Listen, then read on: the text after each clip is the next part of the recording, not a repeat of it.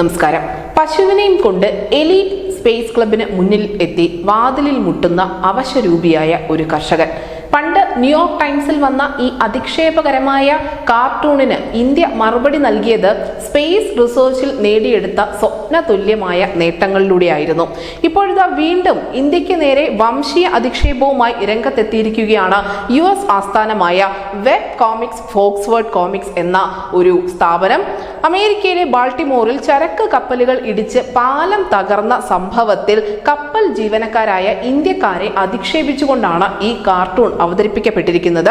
കപ്പൽ പാലത്തിൽ ഇടിക്കുന്നതിന് തൊട്ട് മുൻപ് കപ്പലിൽ നിന്നുള്ള ദൃശ്യങ്ങൾ എന്ന അടിക്കുറിപ്പോട് കൂടിയാണ് ഈ ഒരു കാർട്ടൂൺ പ്രസിദ്ധീകരിച്ചിരിക്കുന്നത്. അർദ്ധനഗ്നരായി ലങ്കോട്ടി മാത്രം ധരിച്ച് കുറച്ച് ജീവനക്കാർ കപ്പലിന്റെ കൺട്രോൾ റൂമിൽ ഭയന്ന് വിറച്ച് നിൽക്കുന്നതാണ് കാർട്ടൂണിൽ ചിത്രീകരിച്ചിട്ടുള്ളത്. ജീവനക്കാർ നിൽക്കുന്നത് ചെളി വെള്ളത്തിനുള്ളിലാണ്. കപ്പൽ പാലത്തിന് നേർക്ക് നീങ്ങിക്കൊണ്ടിരിക്കുമ്പോൾ ഇവർ പരസ്പരം അസഭ്യം പറയുന്നത് കാർട്ടൂണിലുണ്ട്. ജീവനക്കാരിൽ ചിലർക്ക് തലപ്പാവും കാർട്ടൂണിൽ പതിച്ചു നൽകിയിട്ടുണ്ട്. എന്തായാലും ഈ കാർട്ടൂൺ വലിയ തോതിലുള്ള വിമർശനങ്ങൾക്കിടയാക്കിയിട്ടുണ്ട്. അതേസമയം തന്നെ പാലത്തിൽ ഇടിക്കുന്നതിന് തൊട്ട് മുൻപ് കപ്പലിൽ നിന്നുള്ള ജീവനക്കാർ നടത്തിയ അടിയന്തര ഫോൺ കോളുകൾ അതിനെ പ്രശംസിച്ചുകൊണ്ട് അമേരിക്കയുടെ പ്രസിഡന്റായ ജോ ബൈഡനും ഒപ്പം തന്നെ മേരിലാൻഡ് ഗവർണർ വൈസ് മൂർ തുടങ്ങിയ ആളുകൾ രംഗത്തെത്തിയിരുന്നു.